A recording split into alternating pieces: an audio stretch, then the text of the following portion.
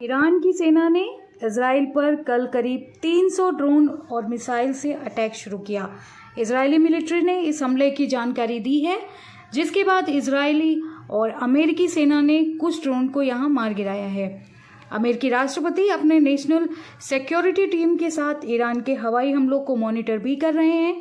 अब ईरान की तरफ से इस हमले को लेकर प्रतिक्रिया आई है कि उनको जो बदला चाहिए था वो पूरा हो गया है, लेकिन अब इसके बाद अगर इजराइल की तरफ से कोई प्रतिक्रिया इस पर दी जाती है या वह इस पर आगे हमला करते हैं तो इजराइल को पूरा जवाब मिलेगा ईरान से।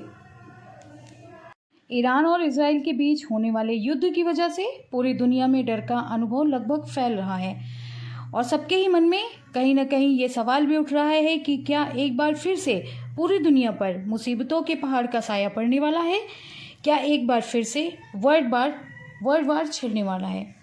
रीज़न ये है कि इजराइल ने जो अटैक किया था ईरान के लोगों पर, अब उस अटैक का बदला लेने के लिए ईरान पूरी तरीके से तैयार हो चुका है।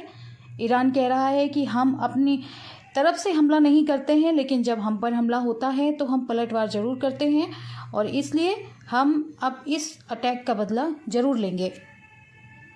ईरान और इजराइल की बढ़ती हुई जंग को ध्यान में रखते हुए भारत सरकार के विदेश मंत्रालय ने अपने नागरिकों को सलाह दी है कि अगर आप इजराइल या ईरान की यात्रा करने वाले हैं तो हाल फिलहाल के लिए उसे टाल दें। विदेश मंत्रालय ने ये बयान जारी कर दिया है कि जो भी नागरिक पहले से ही इजराइल या ईरान में हैं वो भारतीय दूतावास से कांटेक्ट करें और रजिस्ट्रेशन करके जल्द से जल्द अपने घर वापसी कर लें। और जो लोग वहाँ हैं उनके लिए कहा गया है कि भारतीय विदेश मंत्रालय द्वारा ये कहा गया है कि प्लीज़ आप अपनी सुरक्षा का ध्यान रखिए, घर से बाहर बिल्कुल भी ना निकलें या फिर कम से कम ही निकले। भारत इजराइल और ईरान की यात्रा पर बैन लगाने वाला अकेला देश नहीं है। अमेरिका ने भी ईरान और इजराइल की यात्रा पर रोक लगा दिया है और अपने दूतावास में, एम्बेसी में सभी को कहा है कि आप ईरान और इजराइल भेजे जाने वाले लोगों को रोकिए। अब दरअसल ये पूरा मामला ऐसा है कि इजराइल की डिफेंस फोर्स ने सीरिया में ईरानी दूतावास पर हमला किया था, जिसमें कई सारे शीर्ष ईरानी कमांडर और कई अन्य इस्लामिक रिवोल्यूशनरी गार्ड कॉर्प्स की तरह से मारे गए थे। कुल मिलाकर 3 जनरल और फोर्स के 4 अधिकारी मारे गए थे और इसी के बाद ईरान ने कहा था कि हम इसका बदला लेंगे। फिलहाल इजराइल को लेकर जो रिपोर्ट है वो ये है कि उसने हमला इजराइल पर कर दिया है। हम आपको बता दें कि ईरान जो है वो गाजा पट्टी पर हो रहे इजरायली हमले से पहले से ही परेशान है और इसका विरोध भी करता आ रहा है। अब जब ईरान इजराइल और हमास के बीच चल रहे इस युद्ध में उतर चुका है तो काफ़ी कुछ बदल जाएगा।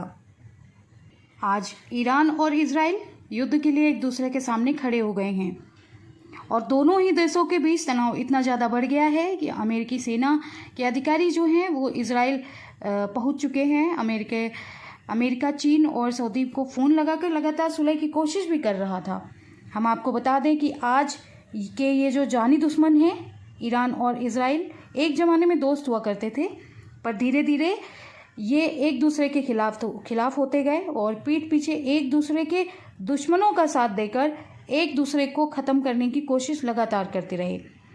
लेकिन अब ये एक दूसरे के सामने आ चुके हैं और जंग के लिए पूरी तरीके से तैयार हैं।